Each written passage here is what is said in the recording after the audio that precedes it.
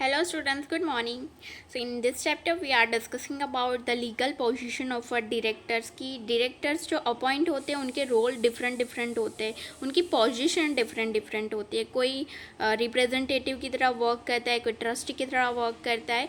सो उनके कैरेक्टरिस्टिक्स ये जो सिंपली है वो कैरेक्टरिस्टिक डिफाइन करते हैं कि डायरेक्टर एज अ रिप्रेजेंटेटिव वो ट्रस्टीज भी है कंपनी के. देन वो एडमिनिस्ट्रेटिव पार्टनर है, not actually the partner but the administrative partner. Then वो ट्रस्टी है, वो भी देखा हमने. Then he is an employee. जो डिफरेंट कंपनीज के एम्प्लॉयज़ होते हैं एक्चुअली उस तरह के एम्प्लॉय नहीं है.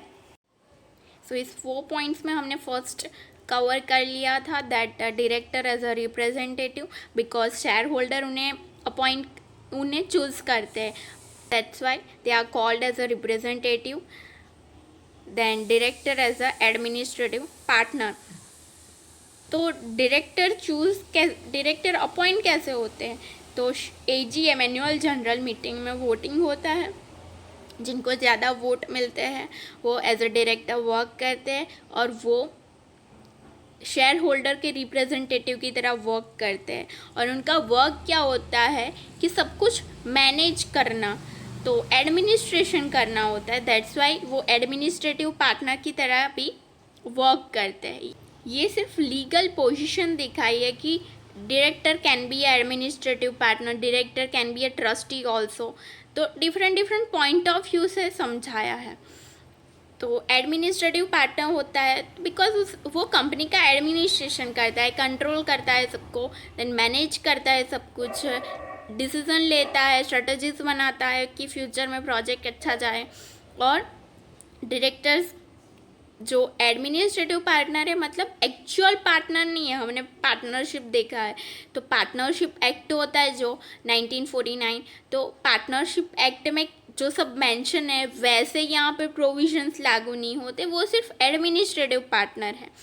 तो यहाँ पे वो दूसरे डायरेक्टर को, जैसे पार्टनरशिप में है कि एक पार्टनर जब कुछ गलती करता है तो उसकी पनिशमेंट और वहाँ पे लायबिलिटी दूसरे पार्टनर की भी क्रिएट होती है. तो वैसे यहाँ नहीं होता कि एक जो डायरेक्टर है उसकी कोई फॉल्ट हो तो दूसरा डायरेक्टर वहाँ पे कंपेंसेट करे, ऐसा नहीं है. जिसका फॉल्ट है उसी को पनिशमेंट होगी. तो एक्चुअल पार्टनरशिप है, वैसे पार्टनर्स नहीं है एक दूसरे के, सिर्फ एडमिनिस्ट्रेटिव पार्टनर हैं कि वो एडमिनिस्ट्रेशन में हेल्प करते हैं. यहाँ पे उनको सैलरी नहीं मिलती है, रेम्यूनरेशन दिया जाता है. Shareholder are the owner of a company, they elect representative from among themself. तो पहले भी हमने देखा था कि डायरेक्टर कैसे अपॉइंट होते हैं कि AGM में शेयर होल्डर में से एक रिप्रेजेंटेटिव डायरेक्टर बनता है. This representative manage the company. Thus the status of a director is that of an administrative partner. तो वो जो इलेक्टेड पर्सन है वो कंपनी को मैनेज करता है. दैट्स वाई उसे एज एडमिनिस्ट्रेटिव पार्टनर बोला जाता है. As administrative partners, they, in capacity of owners, can collectively decide about allotment of share and making calls on share. तो वो as administrative partner उनके पास वो पोजीशन है. तो एज एडमिनिस्ट्रेटिव पार्टनर वो कॉल मनी मंगवा सकते हैं, उसके रिगार्डिंग डिसीजन भी ले सकते हैं, शेयर इश्यू कैसे करने हैं, कितनी अमाउंट में करना है, तो उस रिगार्डिंग स्ट्रेटजी बना सकते हैं, डिसीजन ले सकते हैं. They are not partners, actual partner नहीं है, ये सिर्फ एडमिनिस्ट्रेटिव पार्टनर, वो हेल्प करते उसमें डिसीजन लेते. That's why because like a partner in the form a director can not make other director responsible for work done by him. तो एक डायरेक्टर उसकी कोई गलती के लिए दूसरे डायरेक्टर को लायबल नहीं करवा सकता. जिसने गलती की है उसको पनिशमेंट होगी. तो पार्टनरशिप की तरह यहाँ नहीं होता है. Secondly, relation among partners is of permanent nature while directors have retirement by rotation. Yes, ये इम्पॉर्टेंट पॉइंट है कि डायरेक्टर की रिटायरमेंट कैसे होती है. तो डायरेक्टर की रिटायरमेंट बाय रोटेशन होती है. वो रोटेशन क्या होता है वो बाद में डिटेल में समझेंगे कि रोटेशन वाइज उनका रिटायरमेंट होता है. वाइल एक्चुअल पार्टनरशिप में ऐसा नहीं होता है. तो ये दोनों डिफरेंट है. ओके, देन नेक्स्ट है legal position director as a trustee. तो when directors are elected by shareholder then they are automatically entrusted with the property and funds of the company। तो जैसे शेयर होल्डर ये जो कोई एक person को elect करते हैं एज अ डायरेक्टर, तो वैसे वो कंपनी की जो सारी प्रॉपर्टी होती है, असेट्स होती है, तो उसको मैनेज करना होता है। तो वो उसका वर्क है कि ये जो सारी प्रॉपर्टीज़ है उसे प्रॉपरली हैंडल करें, फ्यूचर प्रोजेक्ट के लिए न्यू स्ट्रेटजीज बनाएं। दैट्स वाई वो ट्रस्टीज बन जाता है। वो जो बिल्डिंग है उसके लिए, देन उनकी असेट्स है उसके लिए हैंडलिंग करनी होती है डायरेक्टर को। दैट्स वाई वो ट्रस्टी की तरह भी देखे जा सकते हैं। The board of director manage is this as a trustee, it means that board of director has to manage such fund and property in the interest of a company। तो वो जो assets है, वो जो फंड्स है, उसको ऐसे use करना है कि फ्यूचर में उसमें से बेनिफिट मिले। अब देख सकते हैं कि कंपनी के पास ऐसी कोई फंड है जिसकी कोई रिक्वायरमेंट नहीं है, तो डायरेक्टर ऐसे कोई डिसीजन ले सकते हैं कि उस फंड को कोई अच्छी जगह इन्वेस्ट करें। एक कंपनी दूसरी कंपनी में भी इन्वेस्ट कर सकती है, गवर्नमेंट में भी इन्वेस्ट कर सकती है, गवर्नमेंट की सिक्योरिटीज़ भी परचेज कर सकती है। तो ऐसे वो दूसरी सिक्योरिटी में इन्वेस्ट करके अपने पैसे भी और कंपनी का बेनिफिट हो, ऐसे वो असेट्स यूज़ करे, प्रॉपर्टी यूज़ करे ताकि कंपनी का बेनिफिट हो। तो वो ट्रस्टी का वर्क होता है। ट्रस्टी, हमें पता है कि ट्रस्टी क्या होता है कि वो जो प्रॉपर्टीज़ होती है, जो कॉन्ट्रैक्ट हुआ होता है, तो उसमें जो प्रॉपर्टीज़ इंक्लूड हुई होती है, तो उसकी हैंडलिंग करता है, मैनेजिंग करता है। वो अच्छे से कैसे मैनेज हो सके उसके लिए स्ट्रेटजीज बनाता है। तो वो सब ट्रस्टी का वर्क होता है। तो सेम कंपनी में भी डायरेक्टर ये सब मैनेज करते हैं, दैट्स वाई उन्हें एज अ ट्रस्टी भी देखा जाता है। They cannot derive any personal benefit or profit from the management of a company property, thus director are just managing trustee, not real trustee। तो यहाँ पे जो डायरेक्टर है, तो वो जो असेट्स में से बेनिफिट हो रहा है, कोई इन्वेस्टमेंट किया था डायरेक्टर ने, कोई डिसीजन लिया था, तो उस इन्वेस्टमेंट में से कंपनी को बेनिफिट हो रहा है, तो उस बेनिफिट को जो डायरेक्टर है वो पर्सनली इंजॉय नहीं कर सकता है, बिकॉज यहाँ पे वो कंपनी की प्रॉपर्टी थी। तो इंटरेस्ट भी कुछ मिलता है तो वो कंपनी के अकाउंट में जाता है, नॉट डायरेक्टर के अकाउंट में। तो डायरेक्टर यहाँ पे ये सब एंजॉय नहीं कर सकता, दैट्स वाई वो ट्रस्टीज है, but as a managing trustee है, रियल ट्रस्टी नहीं है। सेम एज पार्टनर की वो पार्टनर्स सिर्फ मैनेजिंग एडमिनिस्ट्रेशन के लिए पार्टनर है, रियल पार्टनर्स नहीं है एक दूसरे के। ओके, तो ये हुआ director as a trustee. The property of a company is not in the name of its director, but it is in the name of a company, whereas a trustee holds the property of a trust in his own name। तो trustees जो act है, तो वहाँ पे trustee वो property अपने name पे hold कर सकता है।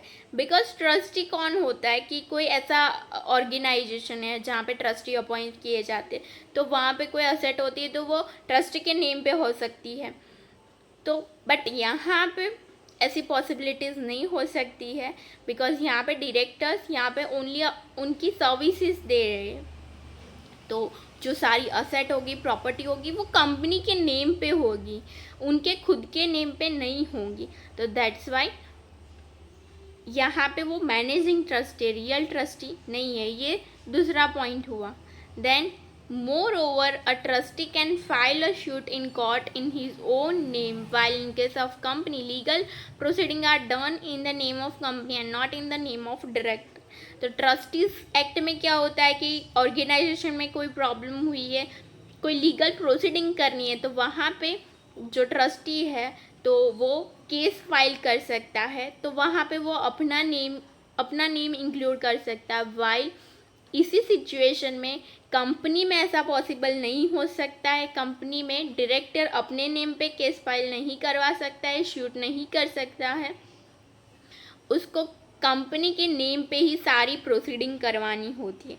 तो दैट्स वाई ये जो पोजीशन है वो मैनेजिंग ट्रस्टी की है, वो सिर्फ एज अ कंपनी की असेट्स को ओनली मैनेज करते, दैट्स वाई वो मैनेजिंग ट्रस्टी है, नॉट रियल ट्रस्टीज।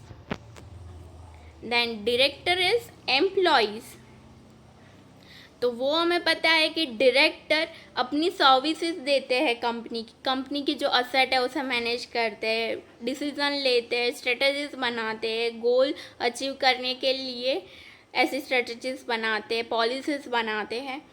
तो वो यहाँ पे अपनी सर्विसेज दे रहे हैं, उनको सैलरी नहीं मिलती, उसके बदले में उनको सैलरी नहीं मिलती है, उनको रेम्यूनरेशन दिया जाता है। तो दैट्स वाई वो कंपनी के रियल एम्प्लॉयज़ नहीं है, रियल एम्प्लॉय की तरह उनको ट्रीट नहीं किया जाता है कि एवरी ईयर के एंड हो तब उनको बोनस दिया जाए, इंक्रीमेंट हो, ऐसा कुछ नहीं होता है। सैलरी में जो होता है ऐसा कुछ नहीं दिया जाता। एम्प्लॉय को जैसा ट्रीट किया जाता है कि उनकी ट्रेनिंग होती है एक्सेट्रा, तो ऐसा डायरेक्टर को ट्रीट नहीं किया जाता है। दैट्स वाई वो रियल एम्प्लॉयज़ नहीं है, बट कंपनी के हित के लिए, कंपनी का बेटरमेंट हो इसलिए वो यहाँ पे उनकी सर्विसेज दे रहे हैं। तो एम्प्लॉय की तरह देखा ज़रूर जाता है बट रियल एम्प्लॉयज़ नहीं है। ये सिर्फ लीगल पोजीशन दिखाई गई है, एक पॉइंट ऑफ व्यू दिया गया है कि एम्प्लॉय जो वर्क करता है कंपनी के लिए, कंपनी आगे बढ़े, दैट्स वाई वो वर्क करता है। तो वैसे ही डायरेक्टर वर्क करते हैं बट रियल एम्प्लॉय की तरह सारे बेनिफिट इनको नहीं मिलते हैं, नॉर उनकी पोजीशन सेम एम्प्लॉय की तरह होती है। Director of a company are not employee of a company, वो रियल एम्प्लॉय नहीं है कंपनी के, they are consider officers. Board of director का नेम की मैनेजर पर्सनल में इंक्लूड होता है, that's why they are officer of a company in certain matters. Therefore, it is evident that it is very difficult to decide legal status of director. तो ये बहुत difficult है legal status decide करना director का, because हमने सारे status जो देखे, तो फर्स्ट देखा रिप्रेजेंटेटिव का, देन नेक्स्ट डिस्कस किया ट्रस्टीज़ का। तो वहाँ देखा कि मैनेजिंग ट्रस्टी, रियल ट्रस्टी की तरह जो ट्रस्टीज एक्ट है उस अकॉर्डिंग सारे बेनिफिट नहीं मिलते, सिर्फ मैनेजिंग करते हैं। तो वो बहुत कन्फ्यूज़न है कि लीगल पोजीशन क्या है। सो इस पॉइंट ऑफ व्यू बहुत डिफरेंट होते हैं। In certain matters they are officer of company but they are not employees of a company. तो कुछ मैटर में वो कंपनी के ऑफिसर होते हैं, बिकॉज यहाँ पे वो सब हैंडलिंग करते हैं, बट एम्प्लॉयज़ नहीं है कंपनी के। To certain extent they are representative agent of a company. तो कुछ वर्क ऐसा होता है कि जहाँ पे वो एजेंट की तरह वर्क करते हैं, रिप्रेजेंटेटिव की तरह। शेयर होल्डर का कोई ऐसा पॉइंट ऑफ व्यू है तो वो शेयर होल्डर के रिप्रेजेंटेटिव की तरह एनुअल जनरल मीटिंग में उनका पॉइंट ऑफ व्यू सुनाते हैं, वहाँ पे डिस्कशन करते हैं। तो उस पॉइंट ऑफ व्यू से वो कंपनी के रिप्रेजेंटेटिव हुए, बट बहुत सारे कन्फ्यूजन है बिकॉज उनका वर्क डिफरेंट होता है। वो कभी एजेंट की तरह वर्क करते, कभी वो एम्प्लॉय की तरह वर्क करते, अपनी सर्विस देते। To some extent they also have characteristic of trustees. तो कभी कभी एसेट्स को मैनेज करते हैं, ऐसे डिसीजन लेते हैं कि कंपनी के इंटरेस्ट में ऐसे डिसीजन लेते, तो कभी कभी ट्रस्टी की तरह वर्क करते। Thus they possess the peculiarities of this 4 fiduciary position. तो यहाँ पे जो सारी 4 पोजीशन हमने डिस्कस की कि कभी रिप्रेजेंटेटिव, कभी एजेंट, कभी ट्रस्टी, तो कभी एम्प्लॉय की तरह, तो वो सारी ये जो पोजीशन थी उसके कैरेक्टरिस्टिक थोड़े पजेस करते हैं, नॉट फुल्ली वो रियल एम्प्लॉय नहीं है, नॉर वो ट्रस्टीज है, नॉट रियल ट्रस्टीज की तरह वर्क करते हैं। ओके, तो वो थोड़े कैरेक्टरिस्टिक पजेस करते हैं। तो दैट्स वाई ये बहुत कंफ्यूजिंग है लीगल पोजीशन डिसाइड करना। ओके, तो आज हमने डिस्कस किया legal position of directors. Okay.